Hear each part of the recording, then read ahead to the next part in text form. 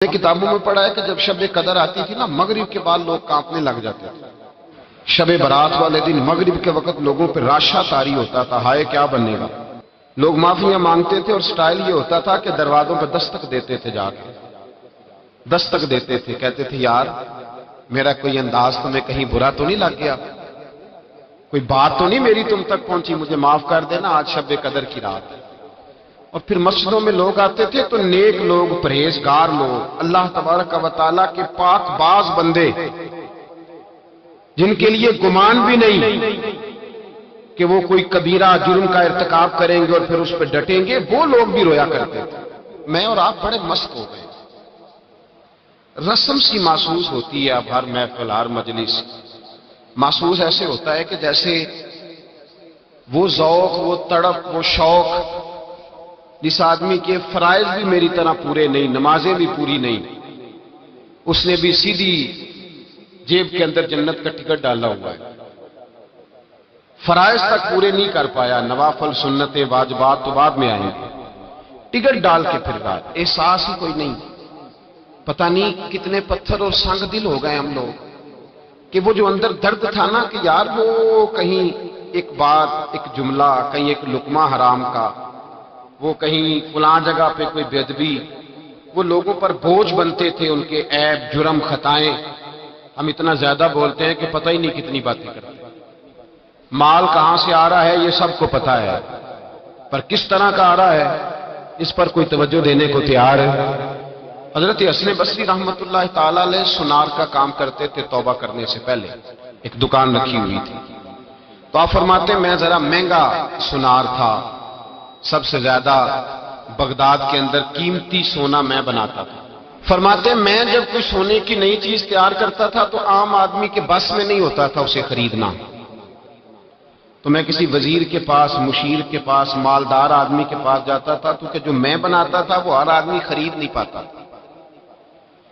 مصر کے بادشاہ کے بارے میں مجھے پتا چلا کہ وہ سونے کا بڑا شوقین ہے، اپنے گھر والوں کے لیے، اپنے لیے، دیگر لوگوں کے لیے، حالانکہ مرد کے لیے جائز نہیں، وہ بہت ساری چیزیں سونے کی خریدتا ہے، لیتا ہے، رکھتا ہے، مجھے پتا چلا۔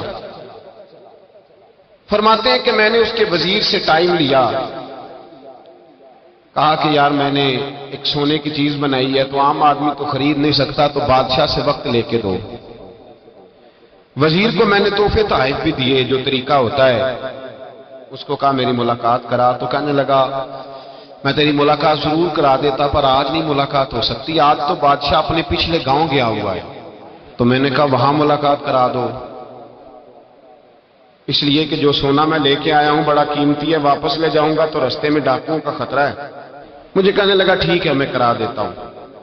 حضرت حسن بصری فرماتے ہیں وہ میرے ساتھ چلا تو میں بادشاہ کے گاؤں تک پہنچ گیا۔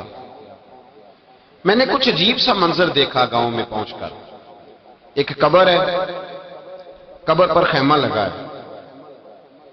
وزیر مجھے کہنے لگا یہاں بیٹھ جاؤ اور انتظار کرو، یہاں ایک رسم ہونے لگی ہے، جب اس سے فارغ ہو جائے گا بادشاہ تو میں تمہاری ملاقات کراؤں گا۔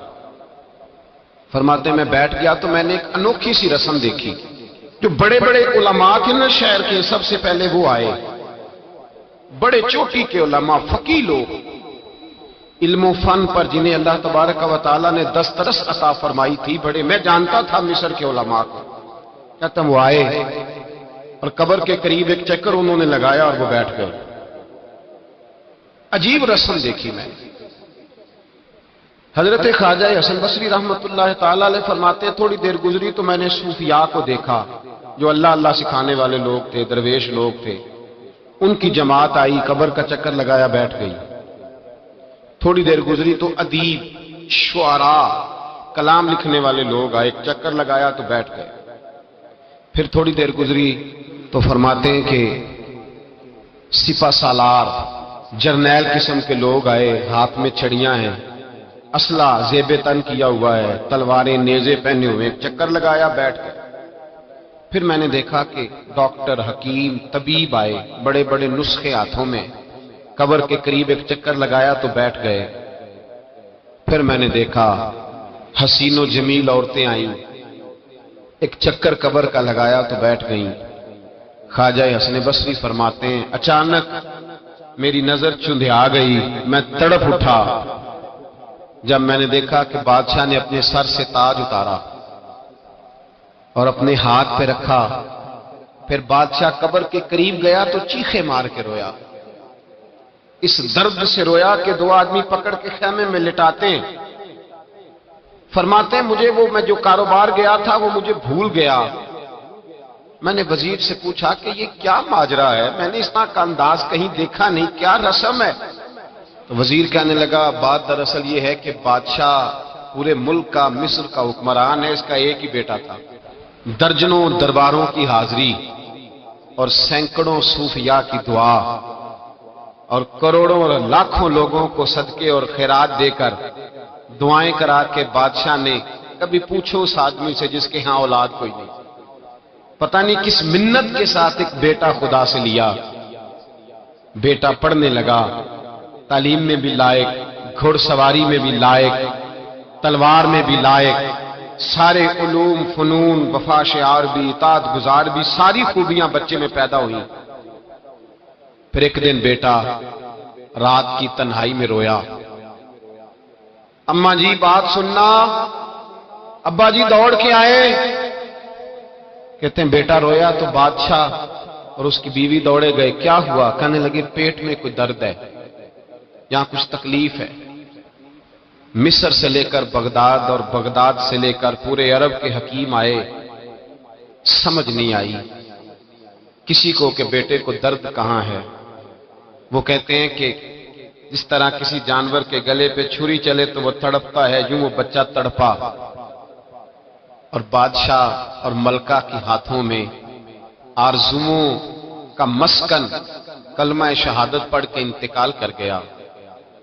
کہتے ہیں بادشاہ نے یہاں بیٹا لا کے دفن کیا، سال کے بعد بادشاہ آتا ہے اور قبر کے گرد علماء چکر لگاتے ہیں تو بادشاہ کہتا ہے بیٹا اگر ساری دنیا کا علم لڑا کے تجھے بچایا جا سکتا تو میں تجھے بچا لیتا، میں تجھے بچا لیتا۔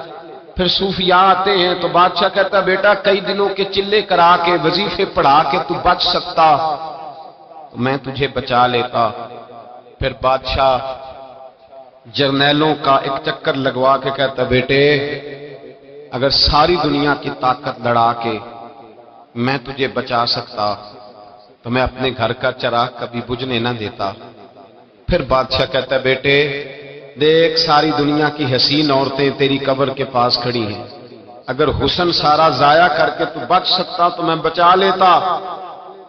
پھر آخر میں بادشاہ اپنے سر سے تاج اتار کے ہاتھ میں پکڑتا ہے اور قبر کے گرد گھوم کر روتا ہے، کہتا ہے بیٹا میں فقیر ہو جاتا، میں مانگ کے روٹی کھا لیتا، میں جشانیاں دے دیتا، بیٹے میں تیری خاطر حکومتیں چھوڑ دیتا، میں کسی کی مزدوری کر کے روٹی کھاتا، پر میں تجھے مرنے نہ دیتا۔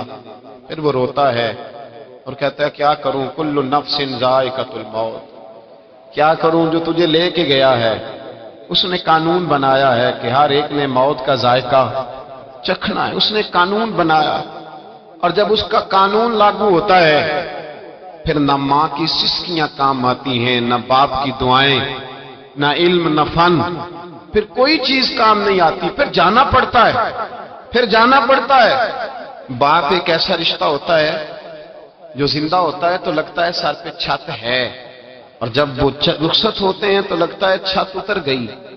ماں، میں اپنی زندگی میں یہ کہا کرتا تھا کہ لوگ آکسیجن کے بغیر بچ جاتے ہیں، ماں کے بغیر نہیں بچتے۔ میرا تجربہ یہ تھا کہ شاید 5 سال روٹی کھانے کو نہ ملے تو زندگی ہے، پر اگر اماں گھر میں نہ ہو تو زندگی نہیں ہوتی۔ پھر مجھے میرے استاد نے کہا کہ بیٹا میرا دل کرتا ہے کہ آپ اپنی اماں کا جنازہ خود پڑھائیں۔ 2-3 دفعہ ہمت کر کے میں بڑا مصلی پہ کھڑا ہونے کے لیے، لیکن پھر میں لوٹ کے آ گیا۔ میں نے کہا میں نے بڑے جنازے پڑھے اور پڑھائے ہیں زندگی میں، یہ میرے لیے وزنی ہے، میرے لیے مشکل۔ ہم نے خود نہیں ساری ہستیاں اٹھائیں، ہم خود چھوڑ کے نہیں آئے، چھوڑ کے نہیں آئے، سہ سہ جوڑ سنگت دے ڈٹھے، آخر وتھاں پیاں او جنہاں باج ایک پل نہیں سا جیندے، پھر شکلاں یاد نہ رہیاں۔ حضرت فاطمہ الزہرا رضی اللہ تعالیٰ عنہ گھر میں بیٹھی رو رہی تھی، تو مولا علی شیر خدا آئے، کہا فاطمہ تو روتی کیوں ہے، بس کر دے۔ تو کہنے لگی علی مجھے سچ بتا تیری ہمت کیسے ہوئی مصطفیٰ کریم کی قبر پر مٹی ڈالنے کی، کس طرح ہمت ہوئی؟ صحابہ نے وہ جرتیں کہاں سے اکٹھی کی کہ حضور کی قبر انور حضور کو دفن کیا، نبی پاک کو۔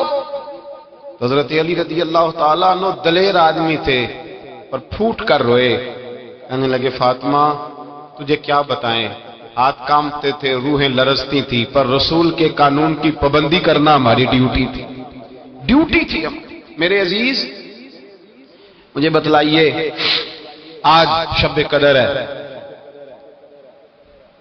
ہر بندہ کہتا ہے پتہ نہیں کب مر جانا ہے، کب جانا ہے۔ آج شام شب قدر تھی، میں نے کچھ سنگیوں سے کہا کہ سارے سوئیں گے تم نہ سونا، آج تمہارے لیے قانون مختلف ہے، تم نے صفائی کرنی ہے مسجد کی، بندوبست کرنے ہیں، لوگوں نے آنا ہے، ایک رات کا انتظام کرنا ہے، تو اس کی تیاری ہو رہی ہے۔ کبھی قبر والے کے سرانے جا کے پوچھو تو صحیح کہ تو کتنے عرصے سے اس قبر میں، پوچھو تو صحیح۔ اور درجنوں اور بیسیوں قبریں ایسی ہیں، بیسیوں قبریں جن پر جا کے کھڑو ہو تو پتہ لگتا ہے کہ مدتیں بیت گئیں، کوئی فاتحہ پڑھنے نہیں آیا، مدتیں گزر گئیں، کوئی فاتحہ پڑھ، شہر خاموشاں جن کو پالا پوسا تھا ان کا بھی اب وقت نہیں نکلتا۔ او میرے بھائی تیری تیاری ہے، وقت قریب ہے، بچے، بیوی، ماں باپ، رشتہ دار، بہن بھائی، ان کے ساتھ تیرا جو تعلق ہے وہ ٹوٹنے کے لیے بنا ہے، تمہیں جانا ہے، تجھے یہاں سے اٹھنا ہے اور اپنا اپنا حساب اکیلے دینا ہے، اپنا اپنا، ہتھی بکی مٹی پاندے، ہاتھ نہیں لاندے ڈردے۔ میں نے ایک بیٹے سے کہا کہ اپنے ابا جی کو خود غسل دو، یہ حق ہے، تو کہنے لگے مجھے ڈر آتا ہے، میت سے ڈر آتا ہے، ہتھی بکی مٹی پاؤندے تے ہاتھ نہیں لاندے ڈردے، جنہ لی تو پاپ کمائے 10 کتھے نہیں ہو تیرے کر دے، لانا بیڑے کو جس کے نام جائیداد کر کے آیا ہے، بیٹیوں کا حق چھین کے، بہنوں کا حق چھین کے، دوستوں کا حق چھین کے، زکاتیں چھوڑ کے جو دیا اس کو کہہ تیری جگہ پہ حساب دے آ کر قبر میں کھڑا۔ اللہ قرآن مجید میں فرماتا ہے سورہ ابراہیم کے اندر کہ لوگ کہیں گے کہ ہمارا مال لے کے ہمیں چھوڑ دیا جائے، ہماری جائیدادیں لے کے ہمیں چھوڑ دیا جائے، پر عرش کا مالک کہے گا نہیں، یہاں وہ سودا نہیں چلتا، حساب دے، بتا۔ یہ نہیں پتا تھا مرنا ہے، یہ خبر نہیں تھی قبر میں جانا ہے؟ جس مکان میں رہتے ہو نا کبھی پوچھو وہاں پہلے کون کون رہتا تھا، پتا کرو، معلومات کرو کون رہتا تھا، ٹٹول کر قرید کر دیکھو کتنی لوگ گزر گئے۔ اللہ فرماتا ہے تو آ مجھ سے معافی مانگ، میں تجھے موقع دیتا ہوں، تیری موت کا وقت قریب ہے، آ جا بار بار مانگ۔ کہتا میں نے گناہ ہی نہیں کیا تو میں کاہے کی معافی مانگوں؟ میرے مصطفیٰ کریم علیہ السلام نے فرمایا میں ایک دن میں 100 مرتبہ معافی مانگتا ہوں۔ حضور معاذ اللہ گناہ کرتے تھے جو معافی مانگتے تھے، ڈٹ کے کھڑا ہے، اس کو ندامت کا آنسو کبھی نہیں آیا، اس کو اپنے گناہ پر رونا کبھی نہیں آیا، اس کو کبھی یہ احساس ہی نہیں ہوا کہ میرے اندر کوتاہیاں ہیں، اسے کبھی میرے اعلیٰ حضرت رحمت اللہ علیہ ایک بندے کے قریب سے گزرے تو رو رہا تھا، فرمایا کیا ہوا؟ کہا حضور میرے کچھ پیسے ضائع ہو گئے۔ فرمایا چھوڑ، کس پہ رو رہا ہے؟ دنیا داری پہ؟ کہا حضور پھر کس بات پہ روؤں؟ فرمایا رویا کر کہ تیری نمازیں پوری نہیں، رویا کر کے تیرے باپ مرشد اور استاد تجھ سے پورے راضی نہیں، رویا کر اس بات پر کہ تو حقوق پورے نہیں ادا کر پایا، رویا کر کے جو تیرا منصب تھا تو اس کا حق نہیں ادا کر سکا۔ وہ کہنے لگا حضور میں کوشش کرتا ہوں، مجھے اس بات پہ رونا آتا ہی نہیں۔ تو آپ فرمانے لگے چل پھر اسی پہ رو لے کہ تجھے اللہ کی بارگاہ میں رونا ہی نہیں آتا، اس پہ رو۔ یہ تھوڑی رونے کی بات ہے کہ چھوٹی سی دنیا داری کے لیے تو تڑپ اٹھتا ہے، سسکتا ہے، آہیں بھرتا ہے۔ اور تجھے اس مالک کے لیے رونا ہے، پھر اس پہ رو لے، یہ بھی تو مقام رونا ہے، رو اپنی سعادت پہ، یہ خیال ہی نہیں کبھی آیا۔ تو پھوٹ پھوٹ کے روتا ہے دنیا داری کے لیے، مال و دولت کے لیے، جاہ و منصب کے لیے، اس پہ رویا کر کہ تجھے یہ خیال ہی نہیں کہ میں نے جانا ہے۔ میرے مصطفیٰ کریم سید عالم نور مجسم صلی اللہ تعالی علیہ وآلہ وسلم نے جو حسن، جو رنگ، جو انداز اپنے غلاموں کو دیا تھا، اس انداز کو سمجھیں۔ حضرت عمر فاروق رضی اللہ تعالیٰ عنہ آپ تشریف فرما تھے، مولا علی شیر خدا تشریف فرما تھے، حضرت ابو ہریرہ تشریف فرما تھے، تو حضرت ابو بکر صدیق کا دور خلافت تھا۔ جناب ابو بکر صدیق رضی اللہ تعالیٰ عنہ نے کہا پانی تو لانا، پیاس لگی ہے، پانی تو لانا۔ تو خلیفہ تھے، امیر تھے، ذاتی طور پہ بڑے مالدار تھے، ایک ساتھ ٹھنڈا دودھ لے کے آئے، کہا حضور دل کرتا ہے اب دودھ پی لے پانی کی جگہ۔ حضرت ابو بکر صدیق نے دودھ پکڑا، منہ کے قریب کیا تو آنکھوں سے آنسو برس پڑے، تڑپ اٹھے، روئے۔ حضور کیا ہوا؟ فرمانے لگے جس رسول سے سوال نہیں ہونا تھا انہوں نے تو اتنی نعمتیں استعمال نہیں کی، ابو بکر تے تو سوال ہونا ہے، اس سے تو پوچھا جانا ہے نعمتوں کے بارے میں، تو میں لے جاؤ دودھ نہیں، مجھے پانی دو، پتہ نہیں میں کتنا وقت میرا باقی ہے تو میں اتنا بوجھ نہیں اٹھا سکتا۔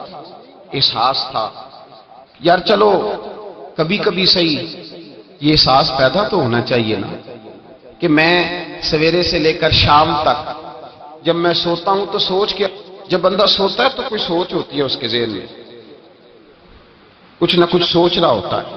مجھے بھی پتا ہے میں سوتے ہوئے کیا سوچتا ہوں، آپ کو بھی پتا ہے۔ اور جب سویرے پہلی دفعہ آنکھ کھلتی ہے تو پھر بھی کچھ سوچ ہوتی ہے بندے کے ذہن میں، مجھے بھی پتا ہے میں جب اٹھتا ہوں تو سوچ کیا ہوتی ہے، تو آپ کو بھی پتا ہے۔ حضرت امام اعظم ابو حنیفہ رحمۃ اللہ تعالی علیہ فرمایا کرتے تھے کہ جب سونے لگو تو یہ سوچ کے سویا کرو کہ پتہ نہیں اٹھنا ہے کہ نہیں، کلمہ پڑھ کے، توبہ کر کے، ایمان کی تجدید کر کے، اور اللہ کی بارگاہ میں عرض کر کے میں نہ اٹھا تو میرا حساب آسان کرنا، معافی مانگ کے سویا کرو۔ اور جب سو کے اٹھو تو یہ سوچا کرو کہ اس نے مہربانی کی ہے، مجھے ایک موقع اور دیا ہے زندہ رہنے کا۔ نیند موت کی بہن ہے، اللہم باسمک اموت واحیا۔ حضور نے فرمایا جب سونے لگو تو کہا کرو کہ اے اللہ میں تیرے نام پہ زندہ ہوتا ہوں اور تیرے نام پہ مرتا ہوں۔ نیند موت ہے، اسی طرح ایک دن سو جاؤ گے، پکے سو جاؤ گے۔ بھائیو شب قدر ہے، یہ تو معافی مانگنے کی رات ہے،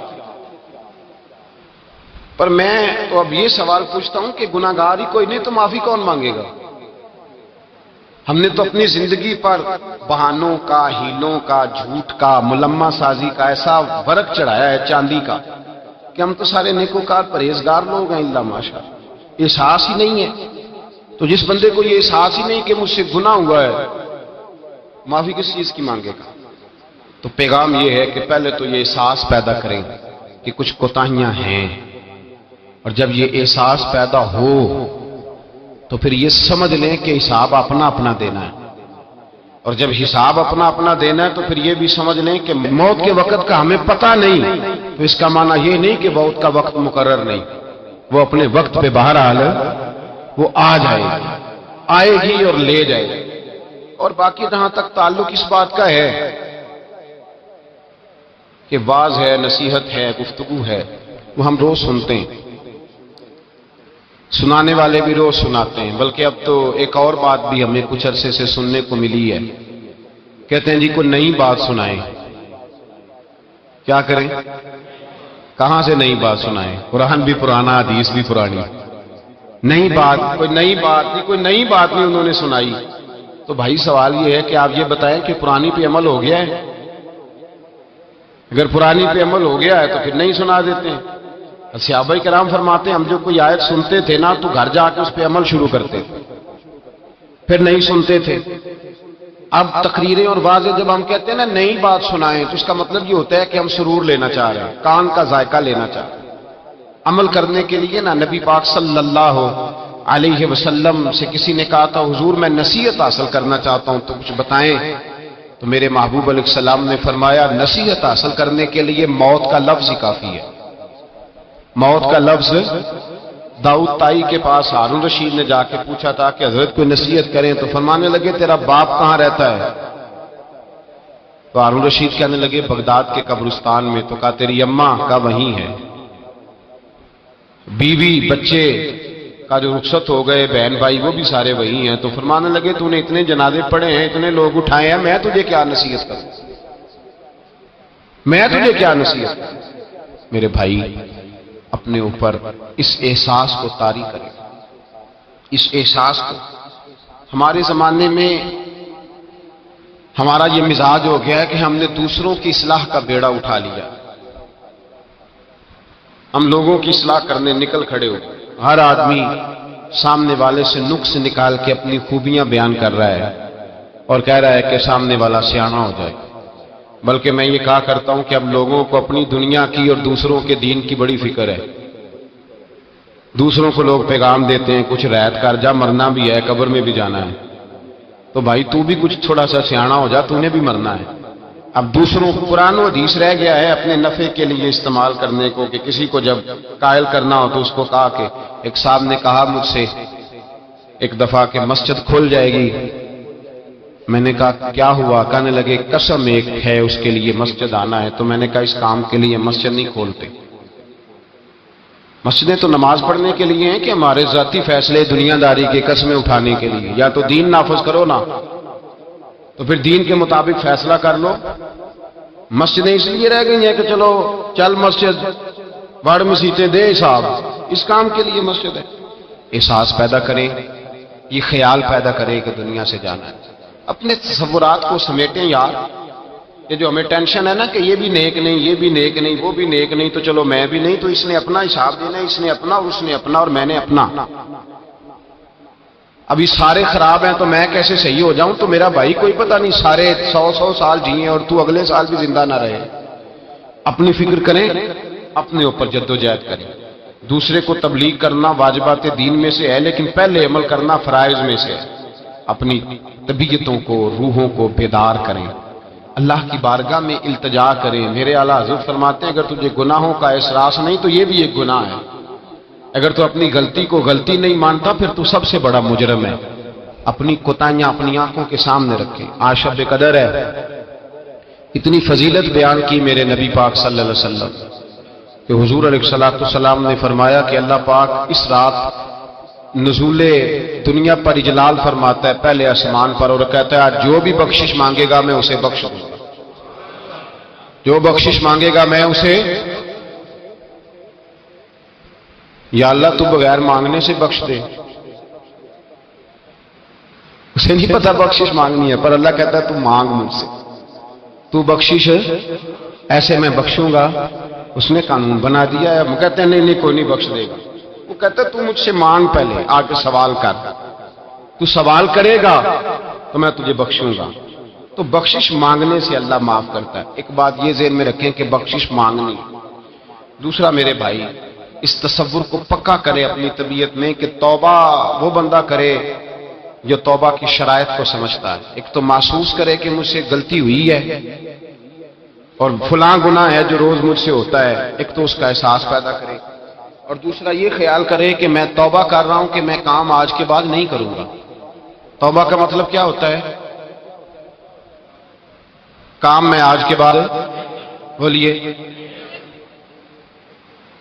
یہ کوئی مطلب نہیں کہ ایک بندہ کہے آج میں نے رونا جی مسجد جا کے ساری رات رونا ہے، تو سویرے کیا کرنا ہے؟ بدلنا ہے کہ نہیں؟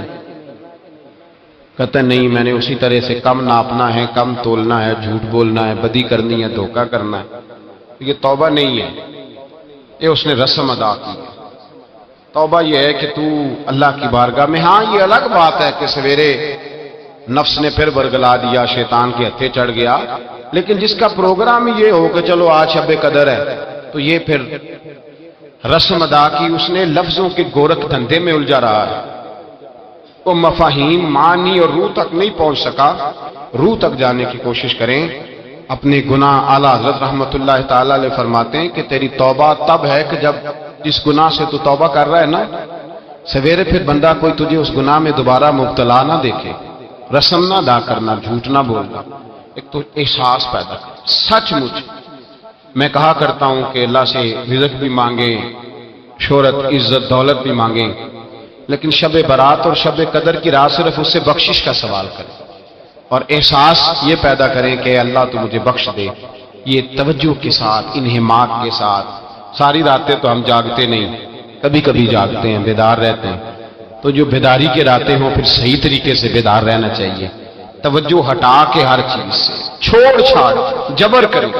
حضرت ابو بکر فرمایا کرتے تھے کہ اگر تجھے رونا نہیں آتا تو رونے جیسا منہ ہی بنا لے، اچھوں کی نقل بھی اچھی ہوتی، شکل ہی بنا لے اس طرح کی جو اس کی بارگاہ میں پیش ہونے والی ہو.